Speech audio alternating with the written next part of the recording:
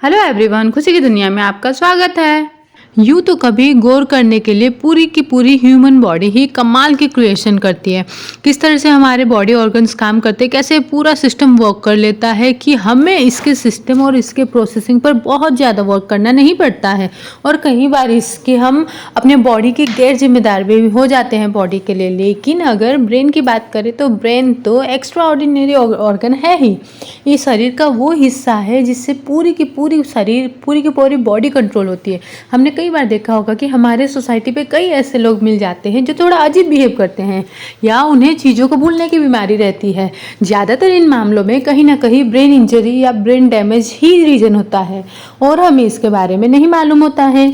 अगर हम इस मामले में अवेयर होना चाहते हैं तो आज की ऑडियो बुक समरी हमारे लिए ही है। तो चलिए स्टार्ट करते हैं आज की book summary. The man who must took his wife for a hat, यानी कि जिसे लिखा है डॉक्टर ओलिवर सैक ने। ओलिवर सैक्स एक एक्सपर्ट न्यूरोलॉजिस्ट है। वो कहते हैं कि ह्यूमन ब्रेन यूनिवर्स की सबसे अमेजिंग चीज़ है जिसे साइंटिस्ट अब तक समझने की कोशिश कर रहे हैं। डॉक्टर ओलिवर काफ़ी फेमस है और उन्हें अपने काम के लिए कई सारे अवार्ड्स भी मिल चुके हैं। इसके अलावा वो कई बेस्ट सेलर बुक्स के ऑथर भी है। इन बुक्स में उन्होंने ज़्यादातर अपने पेशेंट्स के केस स्टडी की स्टोरीज को शेयर की है। तो चलिए स्टार्ट करते हैं audio book summary of the man who mistook his wife for a hat and other clinical tics. यानी कि क्या आपको कभी ये सोच करके हैरानी हुई है क्या कि हम इंसानों का दिमाग एक अनसुलझी पहेली है। हमारे इस छोटे से ब्रेन में इतनी नॉलेज भला कैसे स्टोर हो सकती है। हमारा माइंड इतना पावरफुल कैसे है। ह्यूमन ब्रेन इतना मिस्टीरियस कैसे है कि न्यूरोलॉजी और साइकोलॉजी जैसे डिफरेंट फील्ड्स के एक्सपर्ट्स कई सालों से इसे समझने की कोशिश करते आ रहे हैं, पर अभी भी बहुत कुछ ऐसा है जो समझ से परे है। हम में से ज़्यादातर लोग ब्रेन डैमेज के बारे में इतनी नॉलेज नहीं है।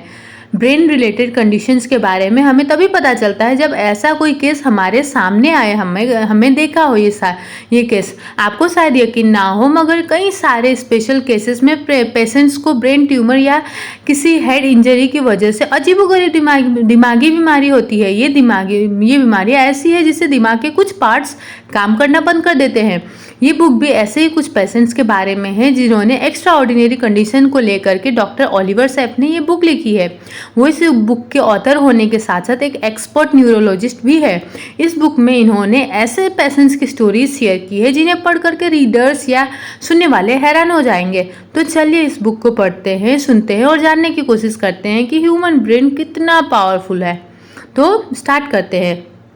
The man who mistook his wife for a hat, यानी कि वो आदमी जिसने अपने वाइफ को ही हैट समझ लिया था। क्या आपको कभी ख्याल आया है कि अगर आपको लोगों के चेहरे याद ही ना रहे तो क्या होगा। जैसे आपने किसी की शक्ल देखी, उसे देख करके आप मुस्कुराए और उससे बात करने लगे, पर जैसे ही वो आदमी जाता है आप उसकी शक्ल ही भूल जाते हो। क्या आपके साथ कभी ऐसा हुआ है। कितनी अजीब बात है ना। आप जिस इंसान से 1 मिनट पहले बात कर रहे थे, एक ही पल में वो आपके लिए अजनबी बन जाता है। लेकिन अफसोस की बात तो ये है कि कुछ अनलकी लोग ऐसे भी हैं जो इस कंडीशन के साथ रहने को मजबूर है क्योंकि उनकी विजुअल प्रोसेसिंग में कोई खराबी आ जाती है। ये तब होता है जब सर पे गहरी चोट आए या फिर इंसान किसी हादसे का शिकार हो जाए। इन पेशेंट्स का ब्रेन लोगों के चेहरे प्रोसेस नहीं कर पाता है, इसलिए ये कुछ स्पेशल फीचर्स के जरिए किसी को पहचानने की कोशिश करते हैं, प्रयास करते हैं, जैसे कि दोनों गालों पे डिम्पल्स या नाक पे तिल वगैरह ऐसे आइडेंटिफिकेशन। मिस्टर पीए जाने माने म्यूजिशियन और टीचर थे। उनका कहना था कि वे अपने स्टूडेंट्स को उनके नाम से नहीं बल्कि उनकी आवाज़ से पहचानते थे। उनकी ये बात लोगों को बड़ी अजीब और फनी भी लगती थी। कई बार तो mister P non living things यानी कि बेजान चीज़ों को भी इंसान की तरह ही ट्रीट करने लग जाते थे। जैसे कि कई बार वो दरवाजे के नॉब या फिर फायर हाइड्रेंट से रियल इंसानों की तरह ही बात करते थे। उनको डायबिटीज़ थी, इसलिए उन्हें डर था कि कहीं वो अंधे ना हो जाए। इसलिए वो एक ऑप्थोमोलॉजिस्ट के पास में गए। एक्सपर्ट्स ने उन्हें बताया कि उनकी आंखें एकदम ठीक है। उसने ये भी कहा कि मिस्टर पी को उनके पास आने के बजाय किसी न्यूरोलॉजिस्ट को कंसल्ट करना चाहिए और इस तरह डॉक्टर सैक और मिस्टर पी की मुलाकात हुई थी। शुरू में डॉक्टर सैक को उनके बारे में कुछ अजीब नहीं लगा था, पर जब दोनों की बातचीत बढ़ती गई तो डॉक्टर ने नोटिस किया कि मिस्टर पी उनके चेहरे को बड़े गौर से देख रहे थे।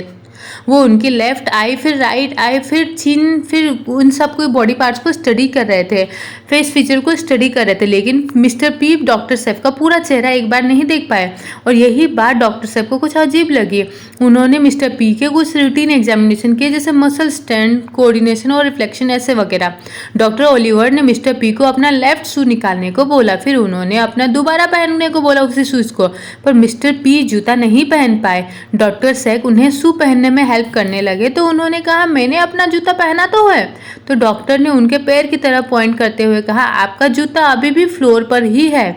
इस पर मिस्टर पी ने डॉक्टर के पैर की तरफ इशारा करते हुए देखा। ओह, मैं समझा कि ये मेरा पैर है। बस कुछ इस टाइप की अजीब बातों के अलावा डॉक्टर ओलिवर को मिस्टर पी में और कोई प्रॉब्लम नहीं लग रही थी। फिर डॉक्टर सेक ने एक मैगजीन उठा करके उसमें से एक पिक्चर मिस्टर पी को दिखाया और उसे डिस्क्राइब करने को बोला। मिस्टर पी उस पिक्चर का कलर, शेप या बाकी के स्मॉल फीचर्स तो बता रहे थे, लेकिन पूरी पिक्चर क्या है ये उन्हें समझ ही नहीं आ रही थी। फिर डॉक्टर सेक ने उन्हें सारे डिजर्ट की पहला पिक्चर डिस्क्राइब करने को बोला तो मिस्टर पी ने कहा कि वहाँ पर एक नदी और छोटा गेस्ट हाउस है। डॉक्टर सेक हैरान रह गए क्योंकि ऐसा कुछ भी नहीं था और मिस्टर पी को लगा कि डॉक्टर साहब उनके जवाब से इम्प्रेस हो गए। मिस्टर पी चेयर से उठे, वो देख रहे थे कि उन्होंने अपनी हैट कहाँ रख दी है। उनकी वाइफ चेयर पे बैठी हुई थी और उनका वेट कर रही थी कि अचानक मिस्टर पी ने अपनी वाइफ का सर पकड़ा और उन्हें अपने सर पे रखने की कोशिश की क्योंकि उन्हें लगा कि ये उनका हैट है। दरअसल मिस्टर पी ने अपनी वाइफ को ही अपना हैट समझ लिया था। डॉक्टर सेक मिस्टर पी का एग्जामिनेशन करने उनके घर जाया करते थे। हालांकि मिस्टर पी को शेप्स और कार्टून्स के कैरेक्टर्स याद रह जाते थे, लेकिन उन्हें उनके अपार्टमेंट पे रहने वाले लोगों की पिक्चर दिखाई दी तो वो उनके नाम भूल गए थे। उन्हें अपने कोवर्कर्स और स्टूडेंट्स के नाम भी याद नहीं थे। अगर मिस्टर पी किसी को जानते थे तो वो उसके किसी खास फेशियल फीचर्स को याद करते थे। वो चीज़ों को क्लूज और यूनिक फीचर्स को देखते थे क्योंकि उन्हें पूरी पिक्चर समझ ही नहीं आती थी। नेक्स्ट चैप्टर है the man who fail out of bed, यानी कि वो आदमी जो बेड से गिर गया। हम अक्सर भूल जाते हैं कि हमारा ब्रेन कितना कॉम्प्लेक्स है। खोपड़ी के अंदर का ये छोटा हिस्सा हजारों लाखों मेमोरीज स्टोर कर रहा है, न जाने कितने ही नाम याद रखता है, यानी दुनिया भर की इंफॉर्मेशन ब्रेन के अंदर स्टोर होकर के रहती है। हमें जैसे भी जो भी जानकारी चाहिए हम अपने ब्रेन पर डिपेंड रहते हैं। हालांकि आज के टाइम में ब्रेन से रिलेटेड कोई भी प्रॉब्लम आसानी से पता चल जाती है, जबकि 100 साल पहले ऐसा नहीं था। आज मेडिकल साइंस काफ़ी एडवांस हो चुका है, फिर भी ह्यूमन ब्रेन की बहुत सारी मिस्टीरियस अभी भी सॉल्व नहीं हो पाई है। अगर ब्रेन में कोई ब्लड क्लॉट आ जाए या किसी ब्रेन के ब्लड वेसल्स में कोई एयर बबल हो तो ये एक सीरियस प्रॉब्लम बन सकता है। बेशक ब्रेन के छोटे से पार्ट में चोट लगी हो, पर यह आपकी पूरी बॉडी को अफेक्ट कर सकता है क्योंकि बॉडी का हर पार्ट हमारे ब्रेन से कनेक्टेड होता है। हमें ये बात नहीं भूलनी चाहिए कि हमारा ब्रेन हमारी बॉडी का कंट्रोल सेंटर है। एक बार डॉक्टर सेक ने अपने पेशेंट्स के रूम में गए। वो एक जवान आदमी था और नॉर्मल भी लग रहा था, लेकिन ये उनके सोने से पहले की बात थी। उस आदमी ने बताया कि एक दूसरे डॉक्टर ने उसे एग्जामिन करके बताया है कि उसे लेजी लेफ्ट लेग की प्रॉब्लम है। जब वो आदमी सोकर उठा तो वो जमीन पर लेटा हुआ था। उसने बेड पर जाने से मना कर दिया और बड़ी देर तक अपने लेफ्ट लेग को घूरता ही रह गया। डॉक्टर सेक ने उसे वापस बेड को जाने को बोला तो वो बुरी तरीके से अपना सिर हिला करके मना करने लगा। उसने कहा कि बेड पर एक कटा हुआ इंसानी पैर पड़ा हुआ है। वो बुरी तरीके से डरा हुआ लग रहा था। इससे पहले कि डॉक्टर सेक कुछ बोल पाते वो आदमी डरते हुए बोलने लगा, मेरे बेड पर से ये अजीब सा ठट्टा पैर क्यों पड़ रहा है? लगता है किसी नर्स ने मेरे साथ एक खतरनाक मजाक कर दिया है। असल में उस पेशेंट को लग रहा था कि न्यू ईयर के शाम में नर्स ने शायद कुछ ज़्यादा ही ड्रिंक कर लिया और उसके साथ कोई प्रैंक कर लिया है। मुझे लगता है कि शायद कोई नर्स ने कटी हुई टांग ला करके बेड पे रख दी है। ये कहते हुए उस पेशेंट के फेस पर बड़ी प्राउड वाली फीलिंग थी, जैसे उसने कोई मिस्ट्री सॉल्व कर ली है। और अचानक उसने बेड पर रखे हुए उस पैर को, जो सिर्फ उसे दिख रहा था, उठा करके बेड से फेंक दिया। उसके होठ कांप रहे थे और वो बुरी तरीके से डरा हुआ था और बार बार यही कह रहा था कि ये लेग उसका पीछा कर रहा है क्योंकि ये उसकी बॉडी से चिपक गया है और वो पैर जो उसका अपना ही पैर था अपनी बॉडी से अलग करने की कोशिश करने लगा। आदमी डर के मारे चिल्लाए जा रहा था कि तभी डॉक्टर सेक बीच में आए और उसे समझाया कि ये उसका अपना ही पैर है। लेकिन वो डॉक्टर की बात मानने को रेडी ही नहीं था। उसे लगा कि डॉक्टर सेक उसे कोई मजाक कर रहे हैं। फिर बड़ी देर के बाद आखिरकार उसे समझ आ गया कि ये उसका अपना ही पैर है, जिसे वो किसी और का समझ रहा था। और उसने डॉक्टर को बताया कि उसे अपना पैर किसी और का लगता है।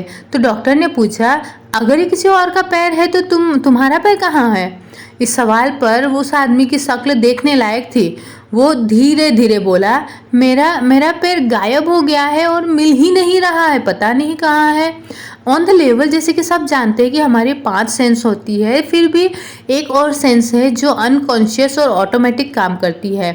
हम में से कुछ लोग इसे सिक्स्थ सेंस भी बोलते हैं। अब ये सेंस आपको समझने में हेल्प करती है कि जैसे कि हमारे हाथ हमारे साइड में है या हमारे बॉडी के निचले हिस्से में है या हमारी बॉडी प्रॉपर ढंग से शेप्ड है। ये सिक्स्थ सेंस प्रोप्रियोसेप्शन कहलाती है और हम अक्सर इसका फ़ायदा उठाते हैं क्योंकि हम इसे सीरियसली लेते ही नहीं है। हालांकि प्रोप्रियोसेप्शन के बिना हमको हमारी बॉडी अपनी बॉडी नहीं लगेगी। प्रोप्रियोसेप्शन अक्सर अनकॉन्शियस और टेकन फॉर ग्रांटेड सेंस है क्योंकि इस पर ध्यान देने की कोई खास वजह हमें नहीं लगती है। हमारा इस पर ध्यान तभी जाता है जब ये मिसिंग होता है। जैसे कि अचानक हमें सांस की प्रॉब्लम हो जाए तो हमें समझ आएगी कि ये कितनी इंपॉर्टेंट है। डॉक्टर से एक रिटायरमेंट विलेज के न्यूरोलॉजी क्लिनिक में मिस्टर मैकग्रेगर से मिले। मिस्टर मैकग्रेगर उनके पास ये प्रॉब्लम लेकर के आए थे कि लोग उन्हें बोलते हैं कि वो एक साइड को झुक करके चलते हैं जबकि उन्हें लगता है कि वो एकदम सीधे चलते हैं। तो इस बात का पता लगाने के लिए डॉक्टर सेक ने मिस्टर मैकग्रेगर से एक स्ट्रेट लाइन में चलने को बोला और बताया कि वो उनका वीडियो रिकॉर्ड करेंगे। डॉक्टर सेक ने एक बात नोटिस की कि मिस्टर मैकग्रेगर 93 की उम्र में भी काफ़ी अलर्ट थे और उन्हें देख करके उनकी एज का पता ही नहीं चल पाता था। मिस्टर मैकग्रेगर कॉन्फिडेंस से खड़े हुए और चलने लगे। डॉक्टर सेक ने खुद अपनी आंखों से देखा कि वो स्ट्रेट नहीं चल रहे थे, वो एक साइड को झुके हुए थे। लोगों ने जो बात बोली थी वो एकदम सच थी। मिस्टर मैकग्रेगर ने जब अपने चलने का वीडियो देखा तो हद से ज़्यादा हैरान थे। उन्होंने बताया कि उन्हें ज़रा भी फील नहीं होता कि वो एक साइड झुक करके चलते हैं। डॉक्टर सेक ने उस ओल्ड मैन को प्रोप्रियोसेप्शन के बारे में बताया। मिस्टर मैकग्रेगर ने एक छोटा सा एग्जाम्पल देकर के ये बताने की कोशिश की कि उन्हें कॉन्सेप्ट समझ आ गया है। ओल्ड मैन ने कहा कि सबके दिमाग में एक छोटी सी आवाज़ आती है जो उन्हें बताती है कि साइड में मत झुको, सीधे चलो, पर मेरे माइंड में ऐसे कोई वॉइस नहीं है। और डॉक्टर सेक समझ गया कि ओल्ड मैन क्या कहना चाहता है। मिस्टर मैकग्रेगर ने यह भी कहा कि उनकी ये प्रॉब्लम कुछ हद तक कारपेंटर के काम की वजह से भी है जो वो पहले किया करते थे। वो एक टूल यूज किया करते थे जिसे स्पिरिट लेवल बोलते थे, जिसे कारपेंटर को पता चलता था कि कोई सरफेस लेवल अप है या नहीं। ये एक बार जैसा लगता है जिससे मिडिल में एक वाटर ट्यूब होती है। जब सरफेस लेवल अप रहता है तो वाटर बबल ट्यूब के मिडिल में रहता है, पर अगर सरफेस एक साइड को झुका हुआ होता है तो बगल कहीं और चला जाएगा। पार्किंसंस की डिजीज होने से मिस्टर मैकग्रेगर का नेचुरल बॉडी स्पिरिट लेवल खराब हो चुका था। अब डॉक्टर सेक और मिस्टर मैकग्रेगर दोनों मिलकर के इस प्रॉब्लम को दूर करने में जुट गए। मिस्टर मैकग्रेगर के आई ग्लासेस के दोनों साइड में एक एक्सटेंडेड हॉरिजॉन्टल लेवल फिक्स किया गया ताकि उन्हें पता चल सके कि वो एक साइड झुक करके चल रहे हैं या नहीं। शुरू में काफ़ी मुश्किलें आई क्योंकि मिस्टर मैकग्रेगर को बार बार लेवल चेक करना पड़ता था, लेकिन फिर जल्दी ही उन्हें इसकी हैबिट हो गई और finally old man mister McGregor को एकदम सीधे होकर के चलना आ गया था।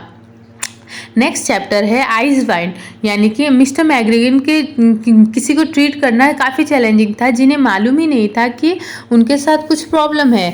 इसीलिए बड़े पेशेंट के साथ हमें उनके साथ मिल करके उन्हें उनकी प्रॉब्लम बतानी पड़ती थी। फिर पेशेंट को प्रॉब्लम सॉल्व करने के लिए मनाना पड़ता था।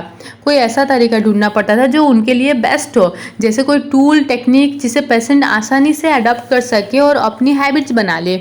अब शायद यकीन नहीं करेंगे पर कुछ लोग सिर्फ एक आंख से देख पाते हैं। ये किसी अंधेपन की वजह से नहीं बल्कि उनके ब्रेन के विजन कंट्रोलर के डैमेज होने की वजह से होता है। पेशेंट को दूसरी साइड देखने के लिए पूरा 360 डिग्री घूमना पड़ता है ताकि उसे पूरा व्यू दिख सके। जिन लोगों को इस तरह की प्रॉब्लम होती है वो लोग सीसीटीवी कैमरे की हेल्प से अपने चारों तरफ देख सकते हैं। इनके सिर्फ एक ही आंख काम करती है, इसीलिए इन्हें किसी न किसी टूल की ज़रूरत पड़ती है। तो मिसेज एस को खतरनाक स्ट्रोक पड़ा था जिससे उनकी राइट आई सेरिब्रल हेमिस्फीयर से अफेक्ट हो गई थी। उन्हें अपनी बाईं आंख से कुछ भी नहीं दिखता था।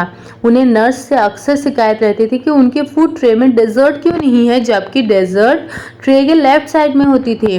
मिसेज एस की नर्स उन्हें बार बार याद दिलाते थे वो उनके पास ही मौजूद है। अगर वो अपना सर घुमा के राइट साइड से देखती तो ही उन्हें अपनी नर्स दिखती थी। इस स्ट्रोक की वजह से मिसेज एस को लेफ्ट साइड की कोई चीज़ नहीं नजर आती थी और वो फेस के सिर्फ राइट साइड का ही एक मेकअप करती थी, तो दूसरा साइड मेकअप फ्री रह जाता था। मिसेज एस ने turning and circles techniques adopt कर ली थी ताकि उन्हें लेफ्ट की चीज़ें भी नजर आए। इसके बावजूद उनसे कई बार गलती हो जाती थी क्योंकि उनके सारे इम्पल्सेस ऑटोमेटिकली सिर्फ और सिर्फ राइट साइड में जाते थे। डॉक्टर सेक ने जब मिसेज एस के लिए वीडियो कैमरा सेटअप किया तो ताकि उन्हें अपने फेस का लेफ्ट साइड दिख सके, तो मिसेज एस इस बात से और भी अपसेट हो गए और उन्होंने लेफ्ट साइड में देखने से मना कर दिया।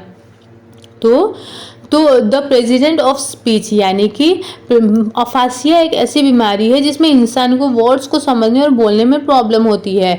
यानी जिन लोगों को अफासिया की बीमारी होती है उन्हें जो कुछ भी बोला जाता है वो समझ नहीं पाते हैं। अफासिया की बीमारी इतनी आसानी से पकड़ में नहीं आती है, इसे स्पॉट करना काफ़ी लंबा और थकाने वाला प्रोसेस है। न्यूरोलॉजिस्ट ये चेक करते हैं कि पेशेंट अजीब बिहेव कर रहे हैं या उन्हें उनके बोलने का तरीका स्ट्रेंज है, वो बिना किसी एक्सप्रेशन या इमोशन से बात करते हैं या नहीं। कुछ अफासिया के पेशेंट्स रोबोटिक वॉइस में भी बात करते थे। अब क्योंकि अफासिया के पेशेंट्स को वर्ड समझने में प्रॉब्लम होती थी, इसीलिए उन्हें नॉन वर्बल क्लूज पर ही डिपेंड होना पड़ता था।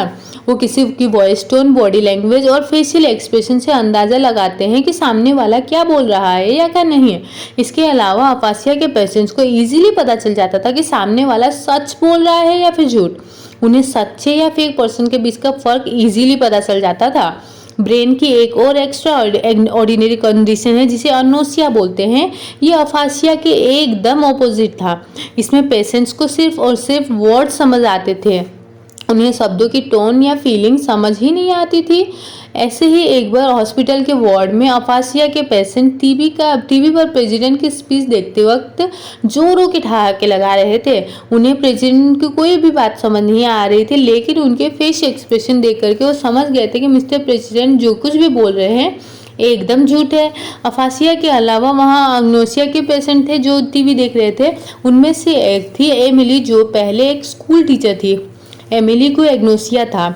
उसे प्रेसिडेंट की वॉइस टोन, बॉडी लैंग्वेज या फेशियल एक्सप्रेशन कुछ अच्छा नहीं लग रहा था। एमिली ने बताया कि उसे प्रेसिडेंट की स्पीच एकदम बकवास लगी, जो ज़रा भी इम्प्रेस नहीं हुए। उसने बोला कि शायद प्रेसिडेंट को भी ब्रेन डैमेज की प्रॉब्लम है या फिर वो कुछ छुपा रहे हैं। तो यस फादर सिस्टर, बदकिस्मती से ब्रेन डैमेज के कई सारे रीजन है, जैसे कि हमारा कोई बड़ा एक्सीडेंट हुआ हो या फिर पार्टिशंस की बीमारी जो कि एक प्रेजेंट डिसीज है ह्यूमन ब्रेन के ऊपर में। न जाने कितने ही रिसर्च किए गए हैं, फिर भी कई ऐसे फैक्टर्स बाकी है जो हमारे लिए एक मिस्ट्री बने हुए हैं। हमारा ब्रेन इतना कॉम्प्लेक्स है कि अगर इसका कोई पार्ट डैमेज हो जाए तो ह्यूमन बॉडी पर इसका काफ़ी असर पड़ता है। जैसे कि मान लो ब्रेन के अंदर अगर फिल्टर लूप्स कैंसर के टिश्यूज से ढका हुआ हो तो पेशेंट्स में पर्सनालिटी चेंजेस में प्रॉब्लम आती है। ये एक ऐसी कंडीशन है जिसका अभी तक कोई ट्रीटमेंट नहीं मिला है। मिसेज भी एक फॉर्मर रिसर्च केमिस्ट्री है। उनका मूड अचानक से चेंज हो जाता है, जैसे कि एक पल पहले वो काफ़ी फनी होती है तो दूसरे पल ही उन्हें बेहद गुस्सा आता है। उनके इस बदलते हुए मूड स्विंग से उनके फ्रेंड्स और फैमिली को बड़ी प्रॉब्लम होती है। उन्हें लगता है कि जैसे मिसेज भी बदल गई हैं, उन्हें किसी की परवाह ही नहीं है वगैरह वगैरह। लेकिन उन्हें ये नहीं पता था कि एक ब्रेन ट्यूमर की वजह से मिसेज बी की पर्सनैलिटी में अचानक से चेंजेस आते हैं। एक दिन डॉक्टर सेक मिसेज बी से मिलने, दोनों जब बातें कर रहे थे तो उन्हें फादर, सिस्टर या डॉक्टर के नाम से बुला रही थी। डॉक्टर सेक ने जब उसका रीज़न पूछा तो मिसेज बी ने बताया कि डॉक्टर सेक का फेस उनकी दाढ़ी उनके पादरी को याद दिला रही है और उनके कपड़े एक नन की। लेकिन जब वो उनके स्टेथोस्कोप को देखते तो उन्हें डॉक्टर बोलती है। मिसेज बी ने ये भी बोला कि ये बात ज़्यादा मैटर नहीं करती, हालांकि उन्हें मालूम है कि डॉक्टर, पादरी और नन अलग अलग होते हैं। तो ये मिसेज बी का आउटलुक था। उनके लिए कुछ भी मैटर नहीं करता था क्योंकि उनकी नज़रों में सब सेम था। और उन्होंने ये भी बताया कि उन्हें इस बात से कोई प्रॉब्लम नहीं कि उससे सब एक जैसे लगते हैं। देन नेक्स्ट आता है हैंड्स, जो कि इमेजिन करो कि आपके एग्ज़ाम्स आने वाले हैं और आप काफ़ी नर्वस हैं। क्योंकि इन एग्ज़ाम्स के ग्रेड आपके लिए काफ़ी मैटर करता है। आप स्टडी करने बैठते हो पर बुक में आपका मन नहीं लग रहा है, आप जो पढ़ते हो सब माइंड से निकल जा रहा है। आपको बार बार यही ख्याल आता है कि आप एग्ज़ाम में फ़ेल होने वाले हो। फ़ेल होने का डर आपको पढ़ने नहीं दे रहा है। आप इतने टेंशन में हो कि आपको कुछ समझ नहीं आ रहा है। आप चाह कर भी कुछ भी नहीं कर पा रहे हो। तो देखा आपने, थॉट्स कितने पावरफुल होते हैं। जब आपको लगे कि आपसे कुछ भी अचीव नहीं हो रहा है तो सच में ऐसा होता है। जिस काम के लिए आपका माइंड नेगेटिव सोचता है तो बॉडी भी साथ नहीं देती। मेडलिन एक 60 साल की लेडी थी, उसे सेरिब्रल पाल्सी की बीमारी थी। वो अंधी और बीमार रहती थी। मेडलिन अपने लगातार कांपते हुए हाथों की वजह से कोई काम नहीं कर पा रही थी। जब से वो पैदा हुई थी पूरी तरीके से अपने घर वालों पर ही डिपेंड थी। अपने हाथों की कंडीशन की वजह से उन्हें ब्रेल से पढ़ने में भी दिक्कत होती थी। अगर कुछ पढ़ना हो तो उन्हें लोगों पर डिपेंड होना रहता था। डॉक्टर सेकने ये जानकर के हैरान रह गए कि उन्हें नहीं पता था कि मेडलिन को इतनी सीरियस प्रॉब्लम है। मेडलिन अपने हाथों से टच करके सब कुछ फील कर पाती थी, लाइट टच, पेन, टेम्परेचर वगैरह वगैरह, लेकिन वो अपने हाथों से चीज़ें नहीं पहचान पाती थी। यहाँ तक कि डॉक्टर सेक के हाथों को भी नहीं पहचान पाई। ये चीज़ और भी हैरान करने वाली थी कि क्योंकि डॉक्टर को लगा मेडलिन अगर सेंसेशन फील कर सकती है तो वो चीज़ों को टच करके उन्हें पहचान क्यों नहीं सकती। फिर डॉक्टर साहब को ख्याल आया कि मेडलिन अपने हाथों को यूज़ करना इसीलिए नहीं सीख पाई क्योंकि उसकी फैमिली ही उसे सब कुछ करके देती थी। क्योंकि सबको यही लगता था कि मेडलिन के लगातार हिलते हुए हाथ किसी काम की नहीं है, और यही वजह थी कि मेडलिन को अपने हाथों से चीज़ों को एक्सप्लोर करने का मौका ही नहीं मिल पाया। अपने बिलीव्स के अगेंस्ट जाना मुश्किल होता है। मेडलिन कई सालों से यही मानती आ रही थी कि उसके हाथ बेकार है। तो डॉक्टर सेक ने एक सिंपल प्लान बनाया। उन्होंने नर्स को बोला कि वो जानबूझ करके मेडलिन के खाने की ट्रे उसके पहुंच से दूर रखे। नर्स ने ऐसा ही किया, और जब मेडलिन को बेहद भूख लगी तो उसने नर्स के आने का वेट नहीं किया बल्कि खुद ही अपने खाने की ट्रे पकड़ ली। 60 साल में पहली बार मेडलिन ने अपने हाथों को यूज किया था। इस एक्सपेरिमेंट के बाद मेडलिन के अंदर और भी ज़्यादा इम्प्रूवमेंट आया। फिर कुछ ही टाइम के बाद उसने क्ले स्कल्पचर से अपना चेहरा, सिर और बाकी फिगर्स बनाने सीख लिए। अब नेक्स्ट आता है कंक्लूजन। ये बुक का कंक्लूजन बहुत सारे सेटल लर्निंग से कंक्लूजन हमें मिलता है। इस बुक को पढ़ने के बाद हमने कुछ चीज़ें सीखी होंगी। पहली तो ये कि हमारा ब्रेन वैसे तो काफ़ी सॉफ्ट ऑर्गन है पर इतना पावरफुल है कि हमारी पूरी बॉडी इसके कंट्रोल करती है। दूसरी चीज़, जब ब्रेन में कोई इंजरी होती है तो इस बात का पूरे चांस होता है कि हमारी बॉडी के बाकी हिस्से भी अफेक्ट हो सकते हैं। तीसरी चीज़, ब्रेन में एक छोटी सी चोट या ट्रॉमा भी काफ़ी सीरियस प्रॉब्लम बन सकता है। और लास्ट में, ब्रेन की इन रेयर कंडीशन के बारे में जान करके हमें उन पेशेंट्स को समझने में हेल्प मिलेगा जिन्हें ये प्रॉब्लम है। इन पेशेंट्स की लाइफ बहुत मुश्किलों से भरी हुई होती है। कम से कम हम इतना तो कर सकते हैं कि उनके साथ प्यार और नरमी से बर्ताव करें, और हमें उन्हें एनकरेज भी करना चाहिए। इन पेशेंट्स को ब्रेन की रेयर कंडीशन का बीमारी है तो इसका मतलब ये नहीं है कि इनकी लाइफ बर्बाद है। ऐसा नहीं है, इन्हें भी जीने का उतना ही हक है जितना कि नॉर्मल लोगों को है। अपनी फैमिली और फ्रेंड्स के सपोर्ट से ये लोग भी एक खुशहाल और सक्सेसफुल लाइफ जी सकते हैं अगर हम उन्हें थोड़ा सा सपोर्ट करें तो। उम्मीद है कि आपको ये ऑडियो बुक समरी बेहद पसंद आई होगी। कमेंट सेक्शन में आप अपना फीडबैक या फिर सजेशन, या फिर अगर आपको पसंद आया होगा या फिर नहीं आया होगा, जो भी सजेशन आप देना चाहते हो दे सकते हैं। ऐसे चैनल न्यू है तो आप लोगों के गाइडेंस की बहुत ज़रूरत है। Thank you.